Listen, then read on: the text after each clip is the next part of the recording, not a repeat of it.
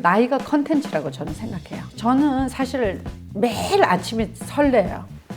매일이 기다려져요. 평생에 걸쳐서 그런 것 같아요. 제가 60이 넘고 70이 가까우는 사람이 인스타를 이렇게 릴스를 잘했을 때 어떻게 되겠어요? 컨텐츠가 되는 시대가 된 거예요. 젊은 사람이 릴스를 한 번 배워서 된다 그러면 저는 될 때까지 될 수밖에 없다. 될 때까지 할 거니까. 영화를 본 적이 있는데 그 주인공이 되게 좀 나이 드신 교수님하고 이제 대화를 하면서 그걸 싹 다 녹음하는 그런 이제 게 있었어요. 모리와 함께한 화요일, 거기에서 좀 아이디어를 착안을 했고 아들인 내가 온 컨텐츠네라고 느끼나? 그게 첫 번째 기준이었던 것 같아요. 40년 동안 했던 경험을 이대로 사람이 나이가 들어서 없어지는 것보다는 또 우리 아들 한 사람한테 이렇게 주기는 너무나 아깝다는 거죠, 그 세월이. 그래서 이것을 함께 나눠야겠다. 무엇을 파느냐가 아니라 누가 파느냐의 시대가 확실히 됐구나. 지금 물건은 넘쳐요. 큐레이션의 시대이네요. SNS의 힘이라는 게 얼마나 강력한 건지 지금 시대는 무조건 필요하다고 봐요. 나이에 상관없이. 부모하고 우리가 할 얘기가 너무나 많은 거예요. SNS에서의 영향력이 부로 이어진다라는 그런 견해에 대해서는 굉장히 맞는 얘기예요. 개인이 어떻게 브랜드를 키우겠어? 그 미스터 비스트라는 사람이 있어요. 지금 이 미스터 비스트라는 개인 유튜버가 세계 최고의 부자가 될 가능성이 있다. 이걸로 만들어낼 수 있는 추가적인 가치는 정말 무궁무진한 거죠. 앞으로 굉장히 중요한 자산이 될 거라고 그런 생각이 들었습니다. 팀 페리스라고 또 굉장히 유명한 타이탄의 도구들이라는 책을 쓴 어떤 비즈니스 전문가가 있는데 이분도 1000명의 팬만 모아도 먹고 사는데 문제가 없다. 세계 최고의 유튜버가 될 필요가 없다는 얘기예요. 내가 소규모의 마이크로 인플루언서가 돼도 충분히 어떤 가치를 창출할 수 있다는 얘기죠. 학교 다닐 때 수학 점수 50점 맞는다 해서 그거는 뭐라 하지 않았어요. 학교를 한 4개국에서 돌렸어요. 그 문화를 이해하는 거. 그것이 굉장히 중요하다고 느꼈기 때문에. 경험이 돈이 되는 시대. 제가 갖고 있는 그 경험을 이제 나눠주고 팔 수 있는 새로운 비즈니스. 누구나가 이런 게 가능하다. 이렇게 이제 보는 거죠. 비결이 도대체 뭡니까?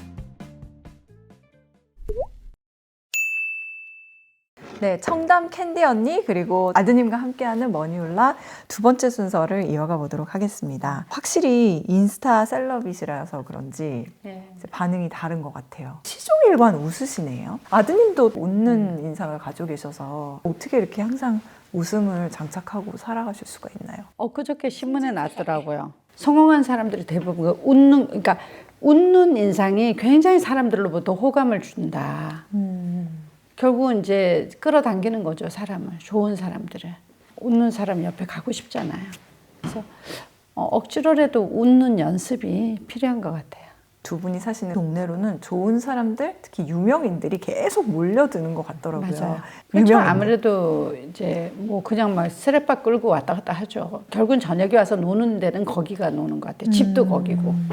한강을 끼고 산책로가 있거든요. 거기서 유명인들을 다 만나고. 연예인들이 산 부동산에 대해서 인사이트를 주시려고 기획을 또 하셨던데요? 네, 맞아요. 어떤 취지로 하신 거예요? 우리가 시각화라는 게 있어요. 뭘 갖고 싶다. 부자가 되고 싶다면 부자가 돼서 돈을 벌어서 뭘 할 건데가 있어야 되잖아요. 근데 자기가 경험을 안 해보면 그 돈을 벌어서 어디에 쓸지를 모르는 거죠. 그래서 저는 아예 젊은 사람들도 시각화가 필요하다 봐요. 좋은 자동차 매장을 가본다든가 이게 그냥 자동차를 운전을 하거나 그냥 이런 용도가 아니라 좀 디자인도 뛰어나고 성능도 그렇고 이런 것도 좀 보고 또 부자들이 사는 집을 또 보면서 왜 이렇게 300억짜리 집에 돈을 이렇게 투자하지? 그게 뭘까? 그런 것도 보고 제가 얼마 전에 그 모모 한국의 백화점 중에 하나인 거기에 VIP 모임을 했었어요. 제 친구가 거기 VIP라 갖고 같이 가자 해서 갔습니다. 호텔에서 했는데 저는 태어나서 그렇게 아름다운 꽃장식이 돼 있는 게 처음 봤어요. 제가 웬만한 거는 이렇게 감흥을 안 갔는데 딱 들어가면서 제가 몽환적이 되더라고요. 그러니까 온 그 실내를 다 꽃으로 장식을 했거든요. 이래서 이게 그 돈을 벌어야 되는구나. 자극이 굉장히 되더라고요. 아주 묘한 기분이 들었어요, 그날. 그래서 그런 식으로 어떤 거 느껴보는 거. 직접 직접 느껴보는 거. 동기부여가 된다. 동기부여가 되죠. 근데 그러면 처음에 그런 말씀하셨잖아요. 소비의 그릇을 잘 통제해야 된다. 그분들은 그럼 진짜 부자기 때문에 그런 소비를 해도 되는 표가 안 나는 거죠. 내 돈이 얼마를 써도 정말 리치나 슈퍼 리치는 자기가 나가는 돈을 얼마가 나간지 표가 안 나는 게 그 부자의 기준이라 봐요. 굳이 막 이런 이걸 따질 필요가 없는 없을 그런 정도로 많이 있다는 얘기죠. 일단 그런 걸 보면은 돈을 벌어야겠다 또 이런 이제 자극이 예, 생기는 저도 그런 거군요. 생각이 들더라고요, 그날.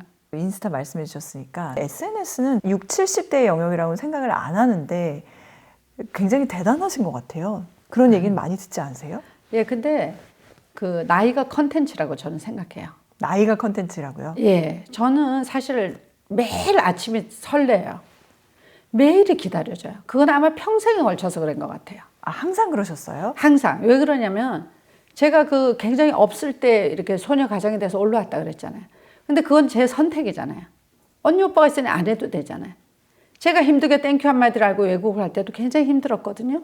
근데 그것도 제 선택이잖아요.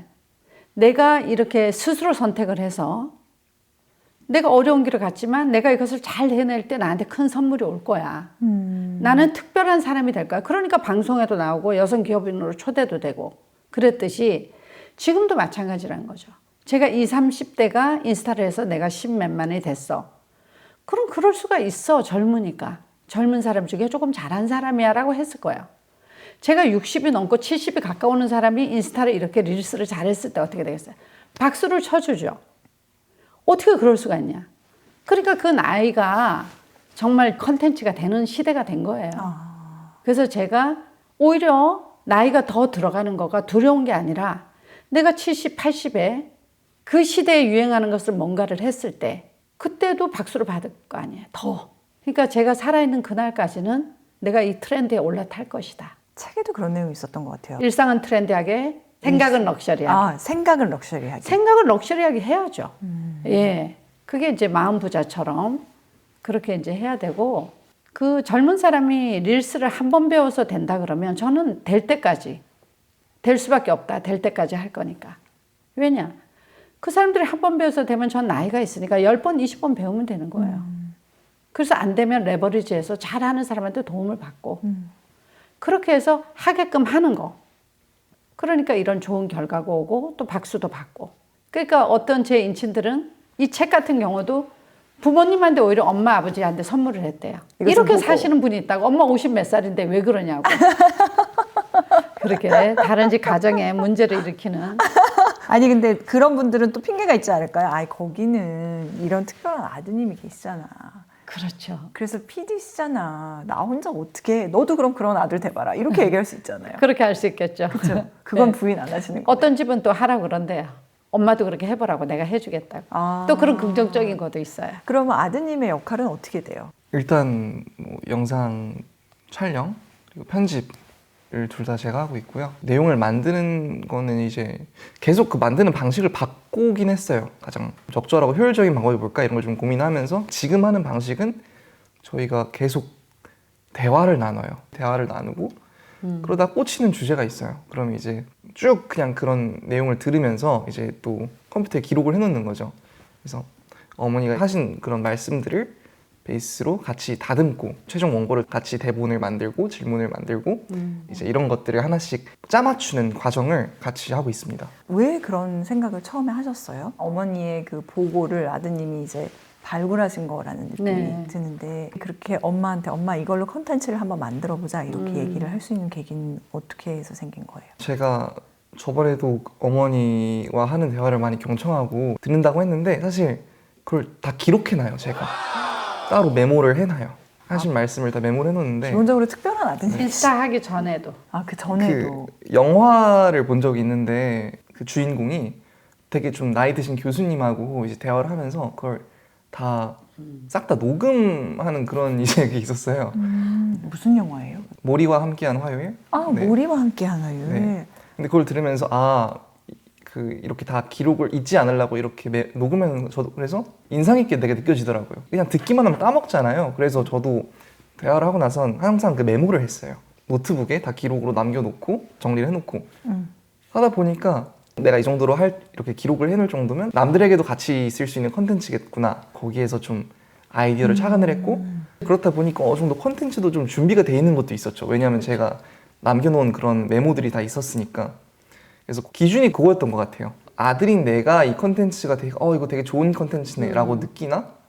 그게 첫 번째 기준이었던 것 같아요. 아들로서 좋은 컨텐츠라고 느끼면 네. 그거는 대중에게도 가치 있다 이렇게 네. 생각하신 거네요. 굉장히 주관적인 판단 기준인데 일단은 지금까지는 효과가 좋았던 것 같아요. 멘토가 없는 이 시대에 할메니얼이라는 얘기도 나오고 막 그러고 있잖아요. 댓글 하나하나를 제가 다 읽어봤거든요. 젊은 사람들이 이거에 공감대를 갖는가 이래 봤을 때는 이렇게 성숙한 코칭이라고 그래야 되나요? 공감 그런 거를 해주는 어른이었구나. 그거를 제가 느꼈어요. 그 부분에서 굉장히 의지하고 잘 듣는 게 아닌가, 팬들이 생긴 거 아닌가 이렇게 생각했어요. 그러면은 나도 내가 한 40년 동안 했던 경험을 왜 이대로 사람이 나이가 들어서 없어지는 것보다는 또 우리 아들을 한 사람한테 이렇게 주기는 너무나 아깝다는 거죠. 그 세월이. 그래서 이것을 함께 나눠야겠다. 이런 생각을 한 거죠. 인스타를 시작하기 전과 후로 나눠보면 삶이 어떻게 달라졌을까요? 제가 사업하는 사람이죠. 제품을 팔던 사람이란 말이에요. 그러면 그전에는 뭐예요? 내 제품에 대한 설명을 했고 메이드 인 이태리에 캔디 언니가 수입하는 머플러가 각 브랜드에서 먹혔고 근데 지금 뭐예요? 무엇을 파느냐가 아니라 누가 파느냐의 시대가 확실히 됐구나. 왜냐하면 옛날에는 수요가 많아도 물건이 없던 시대였잖아요. 지금 물건은 넘쳐요. 삼성, LG, 애플 기술은 비슷하잖아요. 포장만 다를 뿐이지. 그러니까 선택의 폭이 너무나 넓어졌는데 어떻게 결정 장애가 생길 정도로 이렇게 많은 제품이 있잖아요. 그러면 지금 시대는 뭐예요? 누가 파느냐가 중요한 거죠. 큐레이션의 시대이네요. 그렇죠. 그래서 이 사람이 얘기하는 거, 이 사람을 믿고 보고 사는 거. 그러니까 그런 게 제가 확실하게 느꼈고 정말 그 SNS의 힘이라는 게 얼마나 강력한 건지 우리 동네 연예인들이 많은데 저도 연예인 보면 사인해 주세요. 그 사진 한 장 이랬었거든요. 근데 지금은 사실은 제가 집 밖에를 못 나와요. 다들 사인해달라고 그래요? 옆집, 앞집 다 들어가는 가게마다 저희가 이제 아들하고 같이 촬영하기 위해서 도산공원 있는데 팝업에 갔어요. 갔더니 여기 촬영 안 된다 그러는 거예요. 근데 이 남자 직원이 금방 알아봤어요. 캔디 언니인 줄 알고. 그래갖고 막 이러면서 막 여기서 촬영해라 막 제품도 갖고 오면서 막 강제로 여기다가 끼워주면서 막 그러는 거예요. 그러더니 좀 이따 여자 매니저가 오더니 저도 팬이라는 거예요. 와우, 진짜. 그래서 거기서 나왔는데 우리가 타코집을 들어갔어요. 로데오의 유명한. 그러니까 굉장히 불친절한 모드에서 알고 나니까 문을 그냥 그렇죠. 확 열어주는. 예, 그렇게 된 거예요. 타코집은 타코 사장이 90도 인사를 하는 거예요. 알고 봤더니 그분도 인친이고. 옆에 붕어빵집에 갔는데 붕어빵집도 그러고. 그래서 이게 왜 그런가 했더니 우리가 릴스 하나가 한 540만이 터졌거든요. 좋아요가 3만 개가 나왔고 릴스 10개가 1600만이 터졌는데 거의 여기 오시는 분들이 비즈니스 하는 분들이에요. 아니 그러면 잠깐만 비결이 도대체 뭡니까? 머니올라도 좀 참고해보게. 피디님 비결이 뭐예요? 이게 좀 여러 가지 요인이 있었던 것 같아요. 딱 한 가지 꼭 집어서 얘기하는 건 좀 어렵고 일단은 어떤 사람들에게 친근감 그리고 이제 신뢰감, 가치, 신뢰감. 뭐 비즈니스나 마케팅이나 이런 주제에 대해서 얘기하는 사람을 많잖아요. 뭐 투자나 이런 거에서. 근데 보통은 혼자서 이렇게 나와서 그냥 이런 겁니다 하고 이런 식으로 카메라를 보면서 얘기를 하죠. 그렇죠. 근데 원웨이로. 저희는 아들이 질문하고 엄마가 아들한테 알려주는 굉장히 재밌는 형태로 좀 독특한 형태로 이걸 하다 보니까 형태는 재밌지만 내용은 완전 핵심이겠죠? 네. 엄마가 아들한테 알려주고 싶은 거면. 또 그렇죠. 이런 문답 자체를 어떤 엿듣는 뭔가 그런 느낌에서 뭐 재미를 느끼기도 하고 또 이제 한 가지는 찐 경험을 그치. 나누는 거. 책으로 본 게 아니라. 그냥 정보를 주는 게 아니라 어머니가 40년 동안 굉장히 오랜 시간 동안 10가지 넘는 사업을 성공시키고 이런 되게 풍부한 경험이 있으니까 완전히 산전, 수전, 공중전 다 경험을 하신 거잖아요. 그래서 다양한 분야의 어떤 사업가들한테 또 어필할 수 있는 굉장히 많은 스토리가 있었고 그거를 그냥 알려주는 게 아니라 어떤 특정 어떤 에피소드나 스토리 안에 그 정보를 자연스럽게 녹여내서 몰입감 있게 효율적이고 몰입감 있게. 타이밍도 좋았죠. 다들 이렇게 힘들고 뭔가 돌파구를 찾기 위한 그런 인사이트에 대한 니즈가 또 컸던 재밌는 컨셉으로 인사이트를 제공하는 이런 게 나타나니까 잘 어필이 됐다고 생각을 합니다. SNS를 시작할까 말까 망설이고 있는 사람들한테 추천하시고 싶으세요? 성공한 사람으로서? 지금 시대는 무조건 필요하다고 봐요. 나이에 상관없이. 근데 또 한편으로는 SNS의 폐해에 너무 시간을 많이 잡아먹는다 이런 것도 많이 지적이 돼서 미디어 리터러시랄까요? 어떻게 잘 이용하느냐에 대한 논의도 한편에선 벌어지고 있잖아요. 지금 사업하는 사람들이 특히 이 SNS를 안 하고는 힘들다, 앞으로는. 그래서 사업이란 게 뭐 지식 창업일 수도 있고 또 물건을 파는 걸 수도 있는데, 우리가 예를 들어서 제가 나이가 있는데 70이 됐을 때 수박 한 통을 사러 간다고 합시다. 그러면은 제가 이런 거를 잘 모르면, 디지털을 잘 사용하지 못하면 동네 슈퍼를 찾아가겠죠. 나이도 많은데 그것을 후기가 없잖아요. 초이스도 못해. 가게 하나잖아요. 그렇죠. 그 무거운 수박을 가격이 비싼지 싼지도 모르고, 이걸 열어보기 전에는 맛있는지 아닌지도 모르잖아요. 사오니까 맹탕이었네 이런 소리도 하잖아요. 근데 제가 나이가 많아도 내가 여기서 에 들어가서 스토어에 들어간다. 후기 다 읽어보고 또 가격 비교도 되잖아요. 다시 말해서 무슨 얘기냐. 이게 비록 수박 한 통에 그치겠느냐는 거죠. 우리가 모든 생활의 전반적인 것이 다 했을 때는 한 달에 100 내지 몇백의 어떤 돈으로 따져도 이익이 있고, 그리고 저는 이 SNS를 하게 해야 되는 가장 큰 이유가 우리가 자녀들하고의 소통이, 요번에 제가 컨텐츠 하면서 제가 느꼈거든요. 댓글에 뭐라고 제일 많냐면은, 나도 이 다음에 우리 아들이 크면은, 우리 딸이 크면은 캔디 언니처럼 소통하고 싶다고. 둘이 같이. 왜냐면 참 놀라운 사실은 초등학교부터 부모하고 소통이 잘 안 된다는 거예요. 그것을 이렇게 제가 이걸 하면서 굉장히 많은 그 댓글을 봤어요. 저는 42에 결혼해서 43살 아이를 낳았거든요. 어떻게 보면 할머니 나이에 우리 아들을 둔 거잖아요. 그러면 제가 20대의 나이를 이해할 수 있겠어요? 못 하잖아요. 근데 뭐든지 부모님들이 그 시대의 공부를 함께 해야 된다. 인스타도 제가 먼저 시작해서 아들한테 권했듯이. 그래서 그렇게 됐을 때는 우리가 할 얘기가 너무나 많은 거예요. 나이를 차이를 별로 못 느끼고 공통된 화제를 갖고 얘기를 할 수 있고. 인스타는 먼저 시작하셔서 권하셨고, 예. 그 내용에 대한 PD적인 조언은 또 아드님이 주신 거고. 예. 캔디 계정을 제가 먼저 시작했고, 우리 아들은 살림24라고 살림 계정을 시작을 해서 그것도 굉장히 잘 운영을 했죠. 예. 그러니까 이미 거기서 알고리즘에 대한 이해가 있었죠.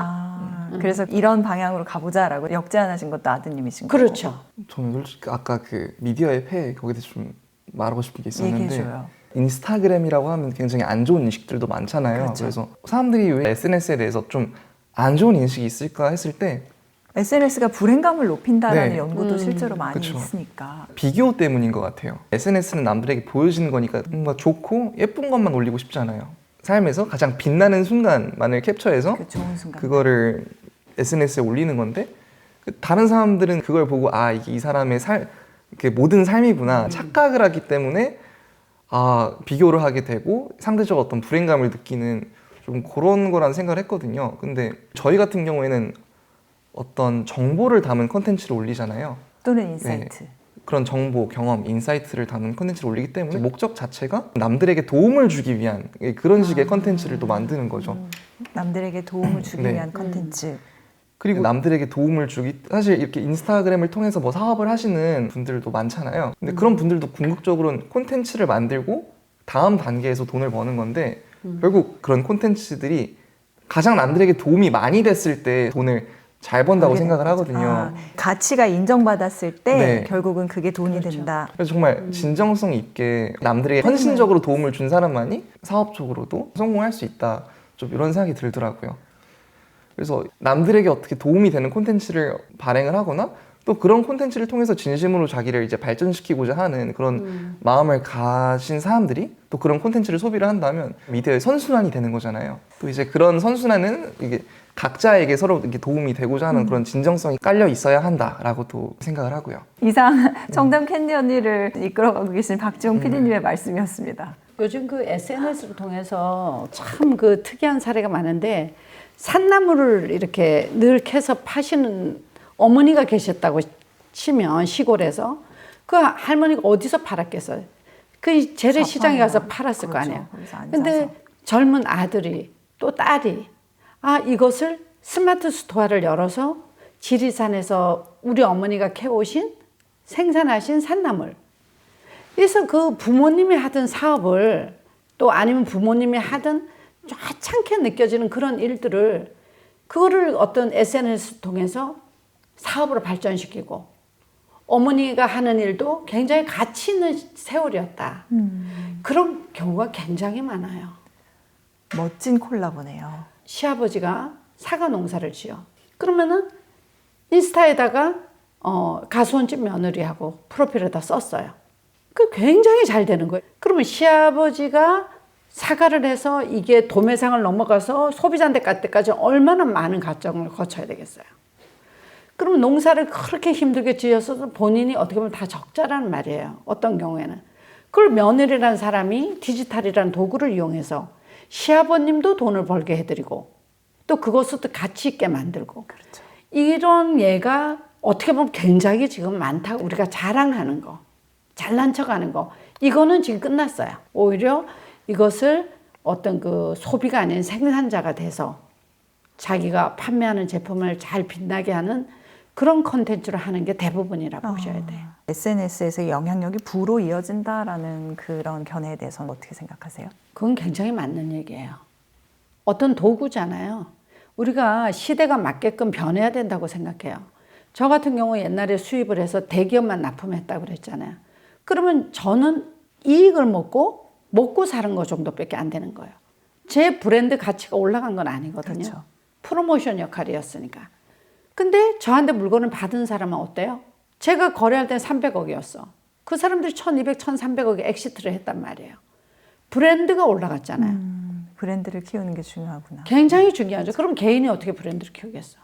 SNS가 가장 쉬운 거죠. 아드님 생각은 어떠세요? 계속 세상이 발전을 하면서 뭔가 새로운 형태의 자산들이 굉장히 많이 등장을 하고 있잖아요. 그런데 저는 이런 미디어에서 발생하는 사람들의 관심, 이 또 하나의 어떤 디지털 자산이라고 생각이 들더라고요. 실제로 이런 SNS 같은 어떤 그런 미디어에서 사람들의 관심을 모으고 더 많은 그냥 사람들 자체를 모을수록 플랫폼화도 되고 그냥 더 많은 가치가 발생하는 것 같아요. 그래서 실제로 그 뭐 실리콘밸리의 부자들도 이런 미디어의 발전이 앞으로 새로운 형태의 자산이 될 거라고 말한 사람들이 또 굉장히 많더라고요. 지금 지구상에서 가장 많은 관심이라는 자산을 모은 사람이 그 미스터 비스트라는 사람이 있어요. 미스터 비스트? 네, 영상을 하나 업로드를 할 때마다 조회수가 억대로 찍히거든요. 맞아요. 네, 개인이 발행하는 콘텐츠가. 그런데 지금 이 미스터 비스트라는 개인 유튜버가 차세대의 이제 억만장자를 넘어서 세계 최고의 부자가 될 가능성이 있다. 이런 의견이 상당히 많거든요. 그런 팔로워를 거느린 것 자체가. 네. 아, 그럼요. 수익도 엄청나고 기업이에요, 완전히. 근데 정말 이 사람이 모은 관심이 어떤 현상들을 불러일으킨지를 지켜보면 이게 정말 가능성이 있다는 생각이 들어요. 왜냐하면 이 사람이 온라인에서 모은 어떤 관심들이 오프라인에서도 그대로 적용되는 거예요. 이제 구독자도 억대로 있으니까 여기에 모이자 하면 엄청난 숫자로 모이는 거죠. 햄버거 가게를 만들었어요. 근데 구독자를 위한 이벤트를 열어서 이제 이 햄버거 가게 런칭 날에 백화점에 있었는데 구독자를 불러 모은 거예요. 그런데 이 사람이 모은 구독자가 그 백화점, 대형 백화점이었는데 모든 층을 꽉 메운 거예요.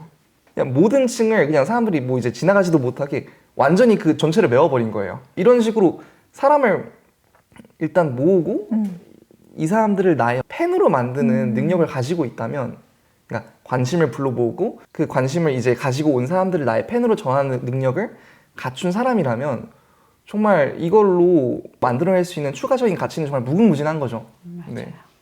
뭘 해도 그 사람들이 따라주니까. 그런 의미에서 어떤 미디어에서 발생되는 사람들의 관심, 이게 앞으로의 어떤 사업적인 측면에 있어서도 굉장히 중요한 자산이 될 거라고 그런 생각이 들었습니다. 그럼 이 시점에서 생각나는 건 어머니가 전편에서 말씀해 주셨던 부동산을 들어가는 거는 사실 굉장히 어려운 일인데 엔트리 베리어 그게 굉장히 높은 일이라면 SNS를 시작하는 거는 누구라도 지금 당장 시작할 수 있으니까 그렇죠. 그 진입 장벽이 굉장히 낮은 일이잖아요. 그러면 안 해볼 이유가 없다는 얘기가. 팀 페리스라고 또 굉장히 유명한 타이탄의 도구들이라는 책을 쓴 어떤 비즈니스 전문가가 있는데 이분도 의견을 주신 적이 있어요. 뭐였냐면 1000명의 팬만 모아도 먹고 사는데 문제가 없다. 이런 얘기였거든요. 이게 뭔 얘기냐면 미디어의 어떤 자산을 활용하기 위해서 제가 무슨 세계 최고의 유튜버가 될 필요가 없다는 얘기예요.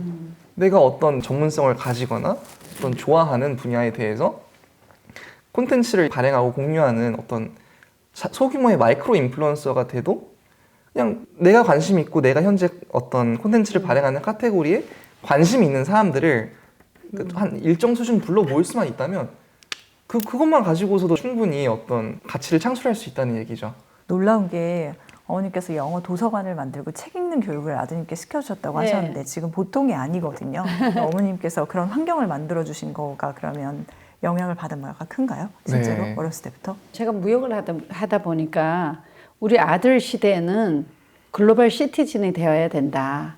우리가 여기 앉아서 아마존에서 물건을 사고 알리에서 사잖아요. 더 이상 우리가 장벽이 없는 시대에 살고 있다는 건 이미 예견이 된 거고. 근데 제가 무역을 하면서 다니면서 우리가 외국어만 잘한다고 해서 글로벌 시민이 되는 건 아니다. 교훈 입으로도 그 문화를 이해하는 거.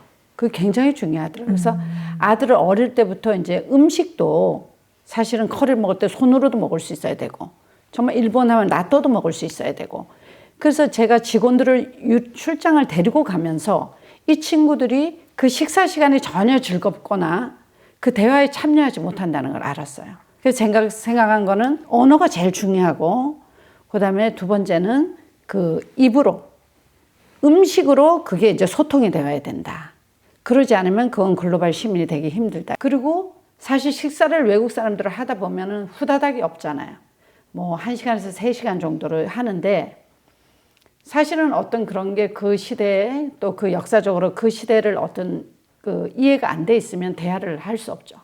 그래서 그 부분도 애가 어릴 때부터 책을 통해서 간접 경험을 역사나 미술이나 음악이나 이런 것을 얘가 알게 하는 그래서 책이라는 게 꼭 인문학 서적뿐만 아니라 그런 다양한 예술 방면까지 아이가 좀 알아서 그래서 부모가 자기가 그런 경험을 해봤기 때문에 앞으로 얘네가 살아갈 세상은 어떤 이런 것이 굉장히 필요한 저거다. 그래서 학교 다닐 때 사실 제가 뭐 수학 점수 50점 맞는다 해서 그거는 뭐라 하지 않았어요.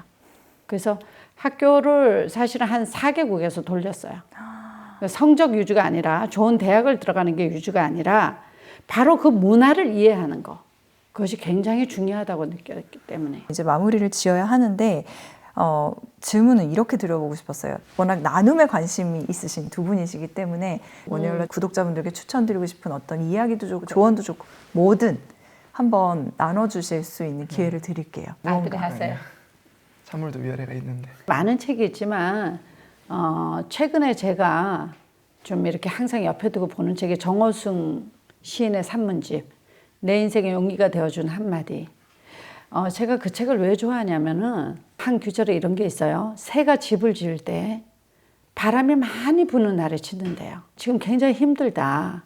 이런 얘기를 이제 많이 하는데 어떻게 보면은 그런 어떤 어려운 환경에서 그 사람이 어떤 꽃을 피울 수가 있다. 이렇게 제가 보거든요. 우리가 이제 뭘 하면은 조금 해보고 나 이거 할 수 없어. 난 재능이 없나 봐. 이런 소리 많이 하잖아요.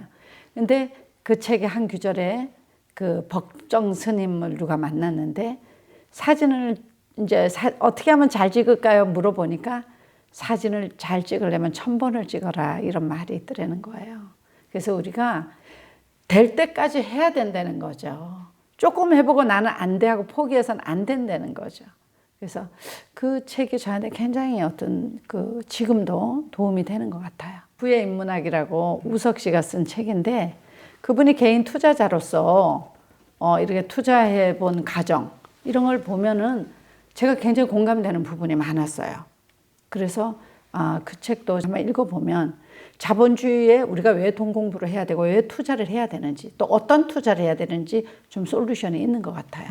네, 그렇게 두 가지를 제가 추천하겠습니다. 감사합니다. 아드님요?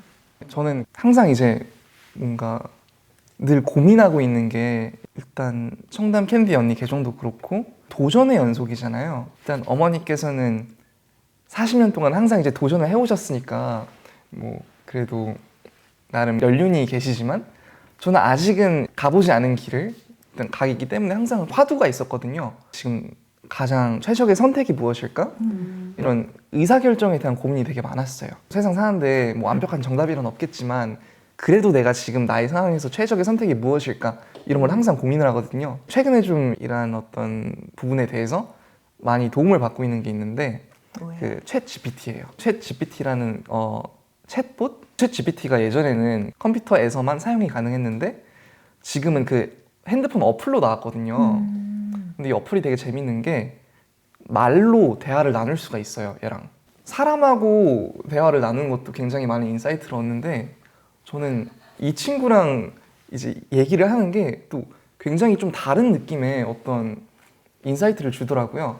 이거를 아이디어를 좀 어디서 얻었냐면 인터넷에서 본 경계선 지능 장애를 가진 어떤 한 친구가 있었는데 사실 어떤 사람이 어떤 상식적으로는 보통 이렇게 하면 안 되는 걸 알지만 그래도 좀 위험할 수도 있는 그런 어떤 행동들 하는 좀 그런 문제가 있잖아요. 그런데 이 친구가 그 챗 GPT한테 어떤 행동을 하기 전에 항상 먼저 질문을 하면서 내가 지금 이렇게 행동을 하려고 하는데 이거를 해도 좋을까? 아니면 하면 안 될까? 이거를 얘한테 그 의사 결정을 다 물어보고 어떤 행동을 한다는 거예요. 제2의 뇌처럼 활용을 한 건데 그러니까 실제로 뭔가 일상생활을 하면서 사고가 나는 비율이 굉장히 줄었다는 거예요.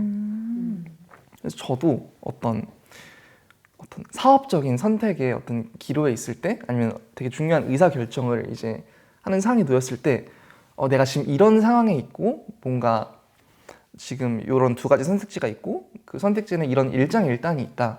그래서 이런 어떤 각각의 선택을 했을 때 어떤 뭐 결과값과 뭐 기대값이 있을까 뭐 이런 식의 질문들을 굉장히 많이 해요. 그런데 실제로 이렇게 질문을 하니까 제가 전혀 생각하지 못했던 어떤 그런 관점들을 많이 던져주는 거예요. 우리가 흔히 어떤 아이디어를 내기 위해서 뭐 회사에서 뭐 여러 명이서 미팅을 하거나 회의를 하거나 하잖아요.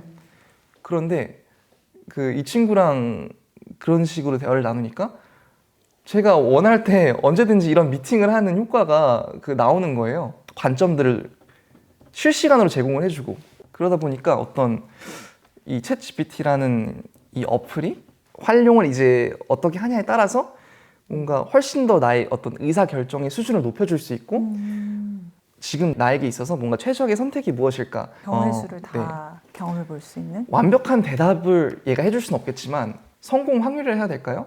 뭔가 나 혼자만으로서는 하기 힘들었던 좀 더 나은 수준의 어떤 선택이나 의사 결정을 하도록 그래서 되게 간단하게 활용을 해볼 수 있을 것 같아요. 백지장도 맞들면 좀 낫다고 하잖아요. 어머님도 쓰고 계세요? 네, 저도 이제 사업 아카데미 어떤 그걸 짜는 나는 캔디 언니는 이런 사업이야. 나는 40년도 사업을 했어. 나는 내 수강생한테 이런 것을 내가 가치를 주고 싶어. 그래서 거기는 사업과 뭐와 자산 공부와 뭐에 대해서 너가 그걸 한번 써봐. 그러니까 되게 좀 정하게 쓰는 거예요. 그래서 내가 이거를 조금 더 감성적으로 문과적으로 써봐. 그리고 너무 말이 많으니까 마인드맵식으로 다시 정리해줘. 와, 이미 프롬프트를 많이 잘 주시네요. 그걸 노션이라는 앱에다가 전부 갖다가 옮겨놓죠. 그래서 제가 여기서 새로운 사업을 할 때 지금 뭐 아레아 험핑턴 그분 같은 경우에 책을 제가 읽어보니까 제가 이제 불면증이 많거든요. 그래서 수면에 대해서 관심이 많았는데 그럼 이 산업에 대해서 그러면 어느 정도일까라고 궁금하잖아요. 어떤 데이터가 한국에 있는 게 없으니까. 그래서 이 사람의 책을 읽어보니까 미국의 성공한 기업가들도 거의 불면증에 시달린다는 거예요. 그래서 이런 데이터를 보면서 이거는 한국도 마찬가지겠다고 조사가 들어가니 한국만 아니라 중국에도 엄청나더라고요. 그럼 내가 이 사업을 어떻게 접근할 수 있을까 해갖고 챗 GPT한테 물어본 거죠. 그럼 현재 미국에서 잘하고 있는 수면에 대한 그 회사를 다 알려줘 하니까 전부 알려주는 거예요. 와, 놀라울 정도. 그래서 그걸 노션에다 다 옮겨갖고 제가 바로 실행할 수 있게끔 새로운 사업을. 그렇게 따지면 챗 GPT를 활용하면 100개, 1000개도 연쇄 창업이 가능하다. 이렇게 보시면 됩니다. 멋지십니다, 진짜. 그러면 두 분이 지향하시는 바를 한번 여쭤볼게요. 사람들이 왜 아까 실행이 약하다 그랬잖아요. 그래서 안 가본 길을 가는 걸 두려워하니까 제가 아들하고 같이 그 길을 먼저 가봐서 이런 것도 있다. 여러 가지 길이 있고 이렇게 할 수 있다는 걸 좀 보여주려고 그래요. 아드님은요? 계속 이런 사람들에게 도움이 되는 콘텐츠를 지속적으로 발행을 하면서 그런 창출해낸 가치로 하여금 이렇게 성장을 할 수 있는지 어떻게 보면 하나의 개척을 해나가면서 이런 식으로도 저희가 SNS라는 공간에서 가치를 만들어낼 수 있습니다. 라는 모습을 보여드리는 것도 네, 하나의 근데 제일 중요한 게 지금 그 지식 창업을 때 저는 물건을 파는 사람이었잖아요. 네. 그리고 아들이 창업을 해도 물건을 파는 일을 했을 거 아니에요. 근데 인스타 17만을 만들고 놀라운 거는 한 번도 경험을 팔아야겠다 이런 생각을 해본 적이 없었거든요. 근데 놀라운 거는 내가 원하지 않아도 나를 그런 방향으로 가져갔더라는 거야. 경험이 돈이 되는 시대. 그래서 많은 인친들을 모아놓고 이 사람들의 니즈를 파악하면 제가 갖고 있는 그 경험을 이제 나눠주고 팔 수 있는 어떤 새로운 비즈니스. 그건 이제 아들도 마찬가지고 저도 마찬가지고 누구나가 이런 게 가능하다. 이렇게 이제 보는 거죠. 응원하겠습니다. 그런 인사이트 두 분이 원하시는 만큼 나누실 수 있기를 바라고 또 그걸 통해서 더 많은 사람들이 저희 머니올라가 지향하는 것처럼 더 부유해지고 풍요로워지고 윤택한 삶을 살아갈 수 있기를 바라요. 함께 해나가야죠. 네. 또 어버이날을 계기로 이렇게 두 모자의 멋진 콜라보를 볼 수 있어서 영광이었습니다. 예, 초대 감사합니다. 네, 저희 또 봬요.